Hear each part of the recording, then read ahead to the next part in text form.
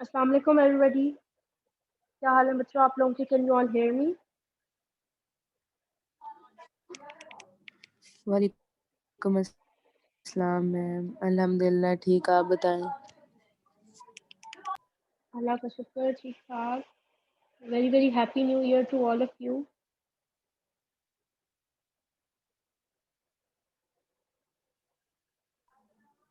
Same to you ma'am. पता मेरी आवाज़ सबको क्लियर पहुंच रही है? Yes, ma'am. Yes ma'am. ठीक है, will start in a few minutes. बाकी और भी बच्चे ज्वाइन कर लें फिर हम स्टार्ट करते हैं।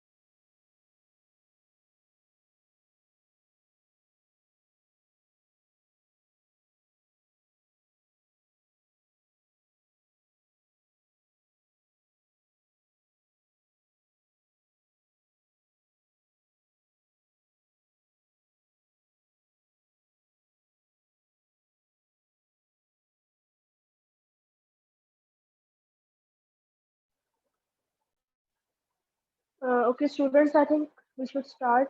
अभी किसी ने आना है आप लोगों के फेलोज ने, या दैट्स इट?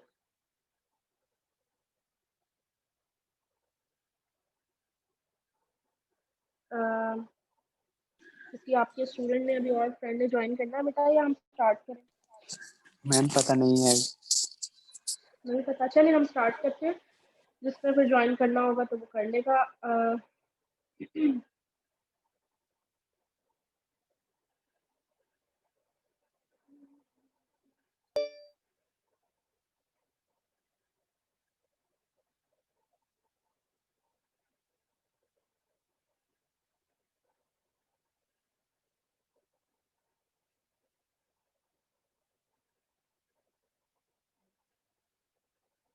जी बेटा, आप लोगों को मेरी स्क्रीन व्यू हो रही है?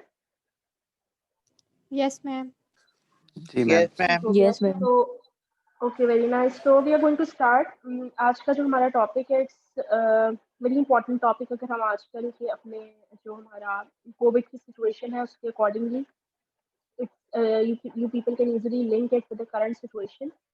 Basically, the topic for today is minimizing infections to improve infection control. ठीक है. तो इन्फेक्शन कंट्रोल या cross contamination, personal protective equipments, ये सब चीज़ें जो है we they are daily used in health care facilities because they are used to prevent the patients who are in the hospital, who are visiting the hospital or who are staying in the hospital, कि उनको किसी भी किस्म का कोई nosocomial infection जो है वो ना हो. ठीक हो गया. So the learning objective for today is to demonstrate the devastating effects of inadequate infection control and know how to minimize the risks of contamination. ठीक है. इसका बेसिकली आपका मेन ऑब्जेक्टिव यही है that for example if a patient has come to your healthcare setup for any sort of a disease, तो ये ना हो that when he or she discharged from the hospital तो वो एक नया तरह का इन्फेक्शन जो है वो कॉम्बैट कर ले. और those infections, they can be extremely very dangerous because when you are in the hospital, most of the infections जो होते हैं, they become very resistant to the antibiotics which you are already taking. So they can be proving they can prove a very they can actually make the patient disabled for their whole life, and can make the life of a patient very miserable. So again, knowledge and performance requirements में हमने क्या पढ़ना है? Knowledge requirements में as a student you need to know the extent of the problem of the infection. It means कि आपने इस चीज़ को इतना easy नहीं लेना. Like आजकल की जो situation है वो तो obviously it is एक pandemic की situation है, और already we all are very vigilant. But you need to know that once a patient is in the hospital, he or she is already exposed. So you need to follow the standard precautions every time a patient comes to you. सिर्फ ये नहीं है कि आजकल जैसे ये corona है तो हम ज़्यादा प्रिकॉशंस ऑब्वियसली ले रहे हैं, but the standard precautions needs to be addressed every time you are seeing a patient. Know the main causes and types of HCAI. HCAI are basically hospital community acquired infections. ठीक है. जब तक आपको उनकी causes और उनकी types नहीं पता होंगी तो obviously you will not be able to deal with their problem. Modes of infection transmission and methods for HCAI control. As a student, you need to apply all the universal precautions. ठीक है. जो भी precautions आप as a doctor आपकी duty बनती है कि आप हर पेशेंट पे वो प्रिकॉशंस जो है उन पे वो अडॉप्ट करें. If the patient is immunocompromised or if the patient is already suffering from a disease which is crushing his immunity, या patient immunosuppressants पर है, so obviously you need to follow the precautions as well as some other precautions which the patient specifically needs. But as a patient, as a doctor, universally जो standard precautions हैं वो आपने हर patient पे लेंगे, because you never know कि patient किस चीज़ से सफ़र कर रहा है. ठीक है. पहले ये होता था दैट एज अ डॉक्टर सिर्फ ये मायने होता था दैट पेशेंट को कोई इन्फेक्शन ना हो, but you need to know that as frontline workers जो होते हैं they are also expose to the that particular pathogen जिससे पेशेंट जो है वो सफ़र कर रहा होता है. तो अगर पेशेंट एसिम्प्टोमेटिक फॉर एग्जाम्पल उसका वायरस है या अभी इंक्यूबेशन पीरियड में है, पेशेंट को अभी नहीं पता, but obviously you need to follow the standard precautions for that, because उससे आप सिर्फ पेशेंट के अलावा आप अपनी भी जो है लाइफ को सेव कर रहे होते हैं. You should be immunized against hepatitis B. Not only hepatitis B, जितनी भी ऐसी बीमारियां हैं जिनकी वैक्सीनेशन अवेलेबल है, you need to be immunised for that, because आप लोग जो हेल्थ के प्रोफेशनल्स होते हैं, दे आर ऑलवेज वो किसी ना किसी ऐसी प्रोफेशनल फील्ड में वर्क कर रहे होते हैं, so you need to get yourself immunised first, so as a result अगर आपकी हेल्थ बेटर होगी तो you can take care of your patients. Use personal protection methods. ठीक है, पर्सनल प्रोटेक्शन मेथड्स में आपके मास्क आ जाते हैं, आपके ग्लव्स आ जाते हैं, फेस शील्ड्स आ जाती हैं, या जैसे आप अगर सर्जिकली आप कुछ सर्जरी परफॉर्म करें तो पूरे आपके जो है प्रोटेक्टिव क्लोथिंग होती है which is properly sterilised and if you can only wear that when you are performing the surgery. So personal protection methods जो है to prevent the cross contamination or to prevent getting infected by the patient or infect the patient. दोनों चीज़ों के लिए they are important. Know what to do if you're exposed. ठीक है, अगर आपको पता लग गया है कि कोई पेशेंट था, फॉर एग्जांपल हेपेटाइटिस सी का पेशेंट था और आपने उसको इंजेक्शन लगाया and for example during the whole process आपको नीडल जो है वो प्रिक हो गई है, ठीक है, which is known as a needle stick injury, तो आपने एकदम से उसको जो है यू नीड टू नो कि आपने करना क्या है। अब आप ठीक है, आपने उस चीज़ को एकदम से बिल्कुल जो है you need to be in your senses because you need to control that incident जो हुआ है। You need to inform your staff, जो भी आपके साथ वर्कर्स हैं, आप उनको फॉरन इन्फॉर्म करें। नीडल स्टिक इंजरी का क्या जो है प्रोटोकॉल होता है वो एक सेपरेट टॉपिक हो जाता है, but you need to know कि आपने करना क्या है जब आप एक्सपोज हो गए। Encourage others to use universal precautions.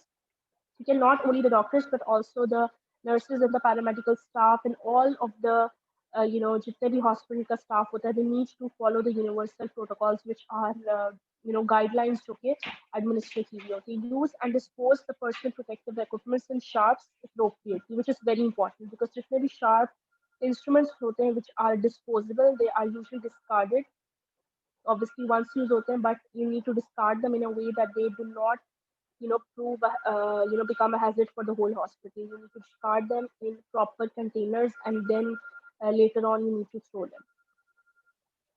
ठीक है, any questions up till now? No, ma'am. No, ma'am. ठीक हो गया. So what is the urgency? Why we need to follow this whole protocol? इसमें क्या मतलब है? पहले भी obviously patients used to be living in the hospitals. They used to have longer time, longer stays. But why we are more cautious nowadays? ठीक है, this is because that we can no longer rely on antibiotics. Antibiotic resistant bacteria जो है वो बहुत ज़्यादा they are found in the hospital. For example, tuberculosis जो है, tuberculosis is it's a disease that was easily cured in recent times, but now due to the unhygienic environment में अगर patient किसी hospital में जाके tuberculosis और pneumonia को acquire कर ले, because these are the bacteria and the viruses which are very much common कि patient उसको जरा सा भी immunocompromised होगा तो वो फौरन से को catch कर लेता है. So what happens is कि now tuberculosis के इतने ऐसे resistant viruses जो हैं वो हमें माइकोबैक्टीरियम ट्यूबरक्लोसिस के इतने ज़्यादा ऐसे स्ट्रेन्स हमें देखने को मिले which are resistant to the bacteria or the medications which we are already prescribing to the patient. तो अगर यही इसी तरह से हम करते रहे then obviously एक टाइम आएगा कि उस चीज़ की जितनी भी मेडिसिन होंगी वो सारी रेजिस्टेंट हो जाएंगी and we will have no medicines to treat the patient. तो इसलिए we need to follow the precautions because अगर अभी भी अगर कोई ट्यूबरकुलोसिस का पेशेंट है तो उसको हमें बहुत ज़्यादा हाई डोजेज ऑफ एंटीबायोटिक्स और बहुत ज़्यादा जो है इस तरह की मेडिकेशंस देनी पड़ती हैं which have various multiple side effects होते हैं उसके. तो हम सिर्फ ये नहीं सोचेंगे कि अगर पेशेंट को पेशेंट को कोई इन्फेक्शन हो जाता है तो we can simply give the patient an antibiotic और वो उससे जो है क्योर हो जाएगा. वी नीड टू स्टॉप इस थॉट प्रोसेस को आपने यहीं पर प्रिवेंट करना है और हमने basically prevention is better than cure का जो स्लोगन है उस पर एक्ट करना है. We need to follow the standard precautionary measures जो कि गाइडलाइंस हमें प्रॉपरली मिली है ताकि हम बिला वजह किसी को एंटीबायोटिक्स जो है वो ना दें और ऑब्वियसली इस तरह से रेजिस्टेंट स्ट्रेन्स की जो इमर्जेंस है वो बहुत ज़्यादा कम हो जाएगी. ठीक है, increased rates of nosocomial infection. Nosocomial infection are the infections जो कि पेशेंट किसी हॉस्पिटल स्टे में या किसी भी ऐसे जो है जगह से एक्वायर करता है जहाँ पर इसका स्टे जो है वो होता है क्लिनिकल सेटअप से. So obviously the infected patients stay longer in the hospital they can die, they are treated with more toxic and less effective drugs, and they are prone to surgical site infections. ठीक है, तो usually पहले ये होता था, before the surgery he usually patient को प्रोफाइलैक्टिकली antibiotics दी जाती है. प्रोफाइलैक्टिक एंटीबायोटिक्स का मीन दैट इन्फेक्शन से पहले ही हम एज अ प्रिवेंशन पेशेंट को एंटीबायोटिक जो है वो प्रिस्क्राइब करते हैं. But now this practice is now becoming less common because, as I said before, that जितनी ज़्यादा आप एंटीबायोटिक्स प्रिस्क्राइब करेंगे उतने ज़्यादा रेजिस्टेंट स्ट्रेन जो हैं वो डेवलप होना शुरू होंगे. सो पहले सिर्फ सर्जरी से पहले इस तरह से किया जाता है, but nowadays all the patients who are in the hospital उनको जो है उनके लिए स्टैंडर्ड प्रिकॉशंस जो है वो डेवलप की जाती हैं ऑलरेडी. उसके अलावा these are the three campaigns which were done in some developed countries जो कि to decrease the infection rates. ठीक है, WHO clean hands और safer hands campaign थी जो कि आजकल भी obviously hand washing and hand rubbing का जो है बहुत ज़्यादा उसके बारे में जो है एजुकेट किया जा रहा है. Centers for Disease Control and Prevention campaign to prevent the antimicrobial resistance in healthcare settings. This was done in Canada. Institute for Healthcare Improvement 5 million lives campaign. ठीक है, ये यूएसए में कैंपेन हुई थी.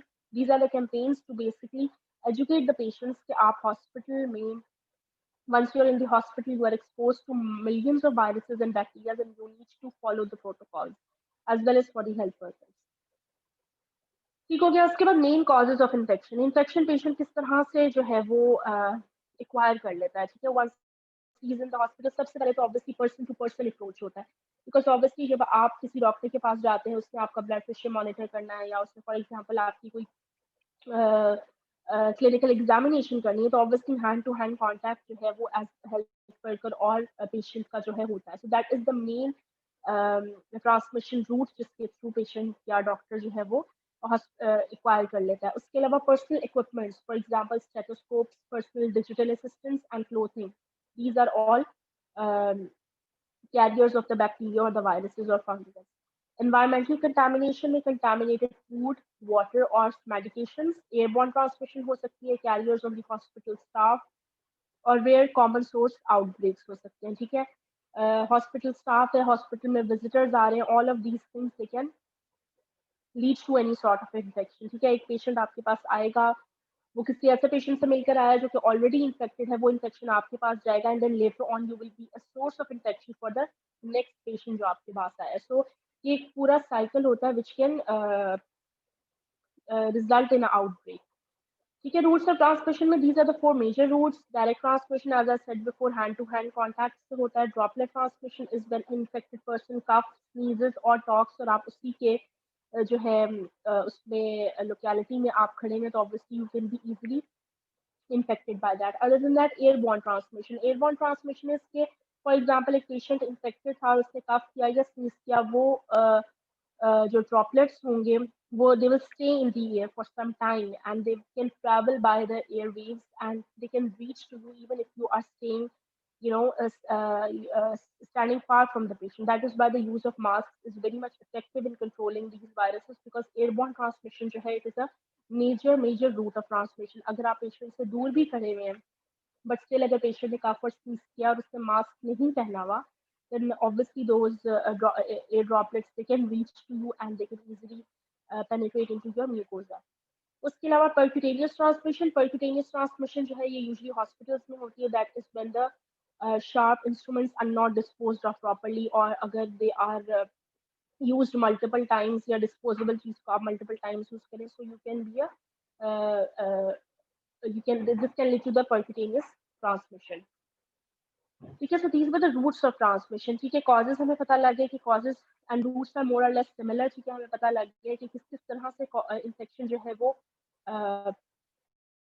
transmit हो सकता है, और obviously now we need to know कि कौन कौन से types of infections हैं which are usually most of the patients are prone. ठीक है, main types में हमारे पास urinary tract infections है. They're usually associated with catheters. ठीक है, urinary tract infection इस तरह का infection है which is ये सिर्फ हॉस्पिटल में नहीं, ये वर्क प्लेसेस में और किसी भी ऐसी जगह जहाँ पे ऑब्वियसली पब्लिक वॉशरूम्स जो हैं दे आर अ नेसेसिटी. ठीक है, वहाँ पर हैं, और अगर दे आर नॉट क्लीन्ड और wash properly, so multiple number of people they can be suffering from urinary tract infection. और इसमें सिर्फ ये होता है कि सिर्फ हॉस्पिटल में ये नहीं हो सकता, ये किसी भी वर्क प्लेस में, किसी भी ऐसी जगह में जहाँ पे पब्लिक वॉशरूम्स का जो है बहुत ज़्यादा यूज़ होता है। Surgical infection obviously during the surgery, patient अगर सर्जिकल साइट इन्फेक्शन जिसे जो है इसको कहा जाता है, उसमें यूजुअली ये होता है when the operation theatre is not properly sterilised, or for example the doctor was not being washed up properly, washed up होता है that before the operation या सर्जरी डॉक्टर्स जो है वो पूरा अपना एल्बोज तक जो है अपनी प्रॉपर वॉशिंग करता है, हैंड वॉशिंग उसमें आती है, और विद प्रॉपर डिसइंफेक्टेंट जो है वो सारा कुछ अपने आप को वॉश अप करता है, एंड देन ही और she wears the surgical gown which is also sterilised. So surgical site infection जो है वो किसी भी एक छोटी सी गलती की वजह से the patient can be suffering from it, because obviously patient इस टाइम पे बहुत ज़्यादा एक्सपोज होता है, आप कोई डीप कट कर रहे होते हैं और पेशेंट की स्किन का barrier which is the most protective barrier वो प्रेजेंट नहीं होता, तो वो डायरेक्टली वायरस आपकी ब्लड स्ट्रीम में जो है वो एंटर कर सकता है। Next are the bloodstream infections associated with the use of an intravascular device, pneumonia associated with ventilators and other sites। ठीक है, ये सारी मेजर चीज़ें हैं जो कि यूजली देखी जाती हैं। यूरिनरी ट्रैक्ट इन्फेक्शन है, सर्जिकल साइट इन्फेक्शन है, उसके अलावा हॉस्पिटल्स में जो है आपकी इंट्रावास्कुलर डिवाइसेस जो हैं वो यूज़ की जाती हैं आईसीयूज में, अगर आपने कभी देखा हो ऑब्वियसली वेंटिलेटर्स में जो है, बिकॉज इन द वेंटिलेटर अगर वो प्रॉपरली स्टेरिलाइज नहीं होता और एक ही पेशेंट का जो है आप इक्विपमेंट दूसरे पेशेंट पे इसी तरह से लगा देते हैं, ऑब्वियसली जो भी इन्फेक्शन होगा patient will easily acquire that infection. These are the some of the statistics जो कि after survey they after conduction of the survey they were results के ये हैं that the urinary tract infection is the major infection जो कि usually adopt किया जाता है इन अ हॉस्पिटल। उसके बाद surgical site infection, then blood stream infection, then pneumonia and then other sites. ठीक है, ये मेजर है जो कि आपको किसी भी हॉस्पिटल में यू कैन इजीली सी। ठीक है, ये सारे रूट्स ऑफ ट्रांसमिशन हो गए, types of infection and causes of infection. Any question up till now? आगे चले हम। Yes, ma'am. Yes ma'am, carry on. चलो, thank you. Next is prevention. ठीक है, अब हमें डिजीजेस का भी पता लग गया कि ये डिजीजेस हैं, इसके ये कॉजेज हो सकते हैं, ये रूट ऑफ ट्रांसमिशन है ना। How can we prevent ourselves from this type of infection? Hospital में विजिबली क्लीन। ठीक है, जो भी चीज़ विजिबली क्लीन नहीं होगी obviously that thing will not be sterilised, because जब भी आप किसी चीज़ को स्टेरिलाइज करते हो उसका सबसे पहला स्टेप होता है उसके आपने उसको वॉशअप करना है, आपने उसको क्लीन करना है। अगर आप एक हॉस्पिटल के ऑपरेशन थिएटर का आप जाकर ट्रिप करते हैं, ठीक है, देखते हैं, यू वांट टू सी कि कितना ज़्यादा वो प्रोटोकॉल्स उसमें फॉलो करें, और अगर ऑपरेशन थिएटर आप देखते हो कि वो विजिबली क्लीन नहीं है, इट मीन्स कि वो ऑपरेशन थिएटर स्टेरिलाइज नहीं है, बिकॉज स्टेरिलाइजेशन का सबसे पहला स्टेप आपका डिसइंफेक्शन होता है, वॉशअप होता है। आपने उस जगह को पहले अच्छी तरह से वॉश करके you have to you know आपने डिसइंफेक्शन वाइप्स यूज करके उस पूरे एरिया को डिसइंफेक्ट करना होता है, उसके बाद स्टेरिलाइजेशन के सारे प्रोटोकॉल्स। अगर कोई इंस्ट्रूमेंट आपके पास आया है और यू कैन सी के इंस्ट्रूमेंट पे डेब्रीज लगा हुआ है, it is not visibly clean, तो इट मीन्स कि वो इंस्ट्रूमेंट जो है वो स्टेरिलाइज्ड नहीं है। तो विजिबली क्लीन जो चीज़ होगी वो आपके लिए सेफ टू यूज हो सकती है, but if that thing is not visibly clean that it will be hazard for you. Increase cleaning during outbreaks, जो कि आजकल जिस तरह से होना चाहिए, आई डोंट नो हो रहा है या नहीं हो रहा, लेकिन हॉस्पिटल्स में एंड एवरीवेयर जहाँ पे भी आउटब्रेक की सिचुएशन है वहाँ पे क्लीनिंग जो है वो सबसे ज़्यादा बेटर होनी चाहिए। यूजिंग हाइपोक्लोराइट इन डिटर्जेंट्स ड्यूरिंग आउटब्रेक। ठीक है, बिकॉज उनमें आपके अल्कोहल बेस्ड चीज़ें होती हैं। हाइपोक्लोराइट जो है वो ब्लीचिंग एजेंट होता है जो कि वायरसेस को इनएक्टिव कर सकता है फॉर सम टाइम। तो ये नहीं कि अगर आपने आज कर दिया तो आप कहें कि 10 दिन तक आपने दोबारा नहीं करना। For some time they can inactivate the virus or the bacteria. So आपने hypochlorite in detergents जो है they need to be used frequently in situations ताकि आप prevention जो है आपकी हो सके। Next is prevention through hand washing। ठीक है, hand washing की I'm sorry I forgot to add a picture। इसमें एक picture थी जिसमें proper hand washing का जो है वो सारे स्टेप्स बताए गए हैं। पहले आपने आउटर सरफेस करनी है, इनर सरफेस करनी है, बिटवीन द फिंगर्स करनी है। हैंड वॉशिंग का पूरा एक तरीका होता है जो कि यूजुअली अभी हमें तो शायद अभी हम इसको ज़्यादा से ज़्यादा जो है सुन रहे हैं, देख रहे हैं, बट यूजुअली जो सर्जन होते हैं which are they have to perform the surgery, तो वो उसी हैंड वॉशिंग टेक्निक को अडॉप्ट करके सर्जरी परफॉर्म करते हैं। Even though obviously they are wearing gloves during the surgery, but still hand washing जो है वो उसी टेक्निक से पूरी हैंड वॉशिंग करते हैं and then they perform the surgery. तो हैंड वॉशिंग जो है it is the most ultimate thing, क्योंकि this is the hand to hand contact से आपका ट्रांसमिशन रेट जो है वो बहुत ज़्यादा इंक्रीज करता है। Rationale for choice of clean hand practice technique for hand hygiene, as I said, protecting hands from decontaminants। ठीक है, अगर आपने ग्लव्स पहन लिए तो you do not think now you are safe. आपने यूजुअली जैसे एज अ माई डेंटिस्ट तो मैं आपको इस तरह से बता सकती हूँ कि जब हमने ग्लव्स पहन ली होती है we are not allowed to touch anything other than the patient. ठीक है, हमने पेशेंट के मुंह में हाथ डालना है वेयरिंग द ग्लव्स। तो अगर हम उन्हीं हाथों से पेशेंट के कपड़ों पे हाथ लगाएंगे, अपने कपड़ों पे हाथ लगाएंगे, अपने फेस पे लगाएंगे, या फॉर एग्जांपल जो यूनिट है उसकी लाइट एडजस्ट करेंगे, बहुत माइनर चीजें हैं जो कि रूटीन में हो भी जाती हैं। ठीक है, but the main protocol, the standard protocol is that once you are wearing the gloves, आपके हाथ ऊपर होने चाहिए। आप किसी भी अनवांटेड चीज को टच ना करें except for the mouth of the patient. And same goes for the other doctors जो कि सर्जरी परफॉर्म करें। अगर वो सर्जरी कर रहे हैं but they should not think मैंने ग्लव्स पहन लिया तो नाउ आई एम सेफ। वो जिस भी चीज को टच करेंगे और if that thing is contaminated तो वो चीज आपकी कंटामिनेटेड प्रोडक्ट जो होगा वो आपकी ग्लव्स में आ जाएगा and ultimately they are going to reach for the patient. तो वो कंटामिनेटेड चीज जो है, this is known as cross contamination, कि आपने even though you are wearing gloves पर आपने अपने फॉर एग्जाम्पल आपने ग्लव्स, जैसे अभी हम कोविड की सिचुएशन है तो what I see people doing is कि ग्लव्स पहन के ग्रोसरी करने आए होते हैं and during the grocery they are also touching their mobile, they are taking money from their bag, they are touching their face also. तो gloves पहन के उन्होंने हर चीज को टच किया तो जितने भी जर्म्स थे वो उनके ग्लव्स में आ गए। Now their gloves are contaminated, they are not safe to कि आप उनसे बाकी चीजें अपनी जो है उनको टच करो। तो this is known as cross contamination, कि आपने एक ग्लव्स पहन के आपने कंटामिनेटेड प्रोडक्ट को ग्लव्स में जो है लेकर now you are spreading it on everywhere you touch.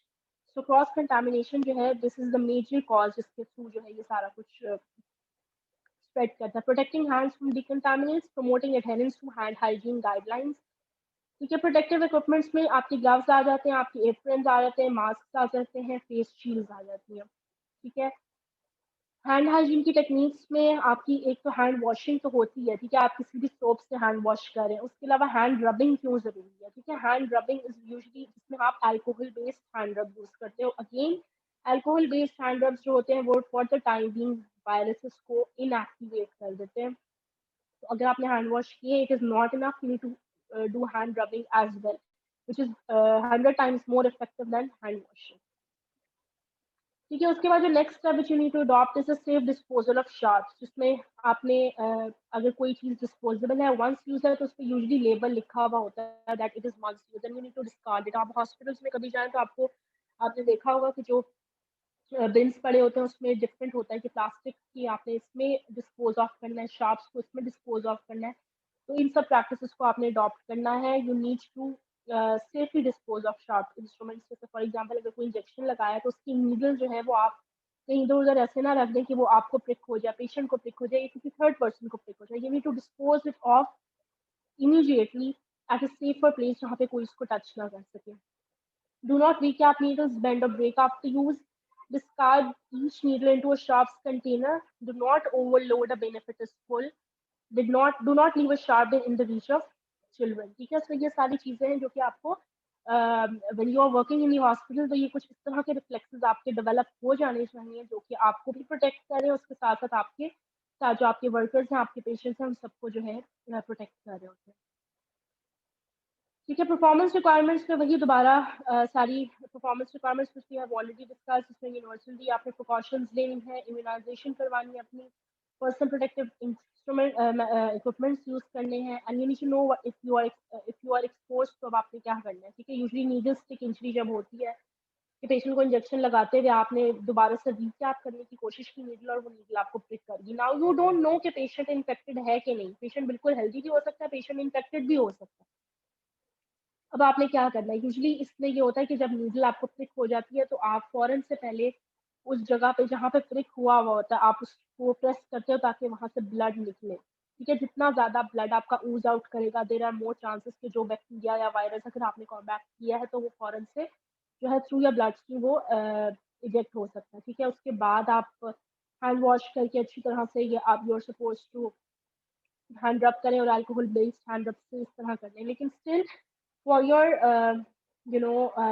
अपनी तसल्ली के लिए फॉर आफ्टर सम टाइम आपको एंटीबॉडी टीटर टेस्ट जो है वो करवा लेना चाहिए, which indicates the amount of antibodies which you have. तो उससे जो है, लेकिन ये ऑब्वियसली वर्स सिचुएशन में है, जब आपको थोड़ा फील हो कि आपको सिम्टम्स आ रहे हैं कुछ इस तरह, तब आप ये कर सकते हैं। बट इमीडिएट स्टेप इसके आपने फौरन से अपना ब्लड जो है उस पर्टिकुलर एरिया पे जहाँ पे प्रिक हुआ है वहाँ पे आपने ऊज आउट करना है। Now, how can you act to minimize the spread of infection? You can do that before contact with each and every patient. You need to clean your hands before touching a patient and clean your hands before performing an aseptic task. ठीक है, अब एक doctor उसने 10 patients को देखना है, तो ideally he should wash his hands after clinical examination of each patient, because इस तरह से एक पेशेंट का वायरस या बैक्टीरिया जो है वो दूसरे पेशेंट को ऑब्वियसली ट्रांसमिट हो सकता है। After contact with each and every patient, clean hands after any risk of exposure to the bodily fluids. Clean hands after actual patient contact. Clean hands after contact with patient surroundings. ठीक है, hand washing का जो है major इसमें जो है role play होता है। आजकल हमने ज़्यादा इस चीज़ को अडॉप्ट किया है, बट इन नॉर्मल लाइफ की आप हॉस्पिटल में काम कर रहे हैं तो आपने फॉर एग्जांपल एक डॉक्टर है वो अल्ट्रासाउंड परफॉर्म कर रही है या एक्सरे कर रही है, तो वो हर पेशेंट को ऑब्वियसली वो टच कर रही है। तो आइडियल सिचुएशन में उसको हर पेशेंट को चेक करने के बाद she should wash her hands and then check the patient, because ultimately वो अपने आप को भी सेव कर रही है and she is not exposing the other patients as well. Encourage others to participate in infection control. Students may routinely observe staff who apply inadequate technique in hand washing, fail to wash hands, or routinely violate correct infection control procedures. ठीक है, तो आपने सिर्फ क्योंकि अगर एक hospital में 10 doctor है और 10 में से सिर्फ 2 या 3 जो है इन्फेक्शन कंट्रोल पे काम करें तो उसका कोई फ़ायदा नहीं होगा। ठीक है, आपने as a team, as a पूरा हॉस्पिटल का जो स्टाफ है, दे शुड वर्क अलॉन्ग, और आप एक दूसरे को क्योंकि जिस चीज़ की आप आदत बनाते हैं वो आपकी आदत बन जाती है। अगर आप अपना रिफ्लेक्स इस तरह से बनाएंगे कि आपने ग्लव्स पहने हुए हैं and you not suppose to touch anything, जब एक टाइम आएगा आपकी ये हैबिट बन जाएगी एंड यू विल नॉट आपको कोई बर्डन नहीं लगेगा। बट स्टिल अगर आप अपनी सराउंडिंग में कुछ ऐसे लोग देख रहे हैं which are violating these protocols, then you need to address them on a उसको आप एड्रेस करें ताकि ये चीज़ जो है उसको आप प्रिवेंट कर सकें और इन्फेक्शन कंट्रोल प्रोटोकॉल्स को प्रॉपर्ली मॉनिटर कर सकें। ठीक हो गया, सो बेटा this was all about today's lecture. किसी का कोई कंफ्यूजन है, कोई क्वेश्चन, तो please you can ask.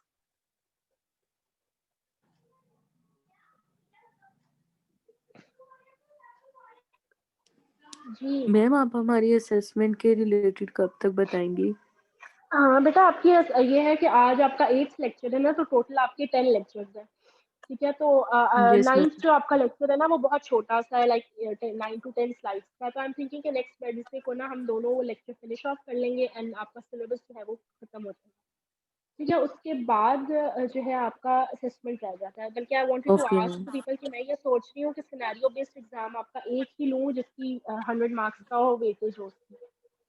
But I wanted to ask कि आप लोग क्या किस तरह से आप लोग चाहते हो। मेरे हिसाब से तो एलएमएस पे जो आप लोगों का प्रोटोकॉल होता है सारा, उसके थ्रू मैं एक ही आपकी असेसमेंट लूँ, जो कि मैं ले लूँगी जैसे ही आपका सिलेबस खत्म होगा। उसके बाद I will inform you about the date, because कुछ बच्चे उन्होंने, बिकॉज फाइनल तो वैसे आप लोगों का फरवरी में होना है ना, लेकिन ये 1 क्रेडिट आवर का है तो उसमें कोई इतना इशू नहीं होता, हम पहले भी ले सकते हैं। तो आप लोग आपस में भी डिस्कस कर लेना। मेरे ख्याल में तो आई शुड टेक 1 असेसमेंट जो कि एलएमएस पे होगी, जिसकी 100 मार्क्स की वेटेज होगी, और अगर आप लोग चाहते हो कि 2 असेसमेंट्स हो तो you can let me know. Ma'am एक ही काफ़ी है। मैम एक एमसीक्यूज काफी है। भी यस मैम, बेटा वो जो सिनेरियो बेस्ड। असेसमेंट होगी उसमें एमसीक्यूज भी होंगे, लेकिन सिनेरियो बेस्ड भी होगा, बिकॉज ऑब्वियसली 100 मार्क्स का होगा ना वो, तो उसमें सिर्फ एमसीक्यूज तो नहीं हो सकते।